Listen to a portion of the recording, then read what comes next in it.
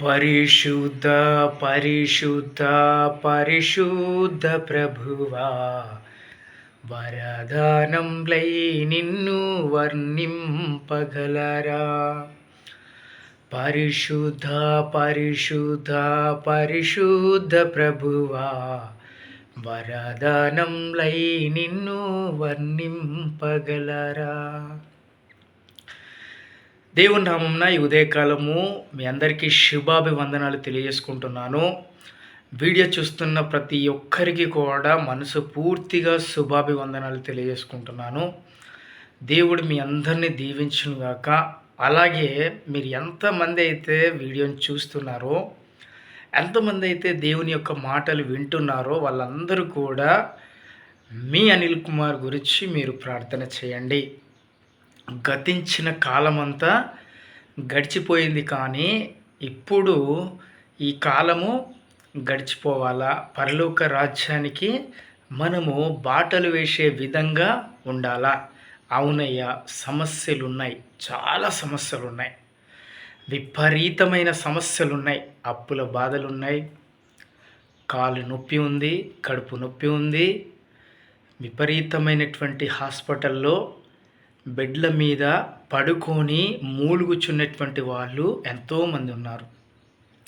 ఈ సమస్యల నుంచి తీసేయాలంటే యేసుక్రీస్తును ప్రార్థన చేయండి. యేసుక్రీస్తులో ఉన్నట్లయితే మన ప్రార్థన దేవుడు వింటాడు, మన పాపములన్నిటినీ తీసివేస్తాడు. మీకు ఒక ఉదాహరణ చెప్తాను. 38 సంవత్సరముల నుంచి ఒక రోగి ఆ కోనేటి వద్ద ఉన్నాడు. ఆ కోనేటి వద్ద ఎవరైతే ముందుగా వెళ్ళి దునుకుతారో ఆ నీళ్లు కదిలింపబడినప్పుడు వెంటనే ఫాస్ట్గా ఒకరు వెళ్ళి దునికినట్లయితే వాళ్ళ పాపములు క్షమించబడతాయి. కానీ ఈ రోగి అంత ఫాస్ట్గా వెళ్ళలేని స్థితిలో ఉన్నాడు. మీరు అనొచ్చు, మరి మనమంత ఫాస్ట్గా ఉండలేం కదయ్యా, మనమంత ఫాస్ట్గా మనం వెళ్ళలేం కదా, అందరూ క్లెవర్ స్టూడెంట్స్ కాదు కదా. ఇప్పుడు బస్సులైతే ఏ విధంగా ఆర్డినరీ, ఎక్స్ప్రెస్, హైటెక్, సూపర్ ఫాస్ట్లు ఏ విధంగా ఉంటాయో, మరి ఆర్డినరీ పొజిషన్లో ఉన్నటువంటి నేను మరి సూపర్ ఫాస్ట్గా నేను వెళ్ళలేను కదయ్యా అని మీకు ఒక క్వశ్చన్ రావచ్చు. దేవునికి మనం అందరం పిల్లలమే కాబట్టి ఒకరోజు వెనుకైనా ముందైనా ఖచ్చితంగా ఆయన గమ్యాన్ని ఆయన చేర్చుకుంటాడు. ఈ 38 సంవత్సరముల నుంచి ఉన్నటువంటి ఈ రోగి చూసి యేసు ప్రభు దగ్గరికి వెళ్ళి, నువ్వు స్వస్థపడగోరుచున్నావా అని అడిగితే, అవునయ్యా, నేను ఫాస్ట్గా దొనకలేకపోయాను అంటే, వెంటనే నీ పరుపును దిండును వెత్తుకొని మీరు వెళ్ళండి అని చెప్పి దేవుడు చెప్పాడు. చూసారా?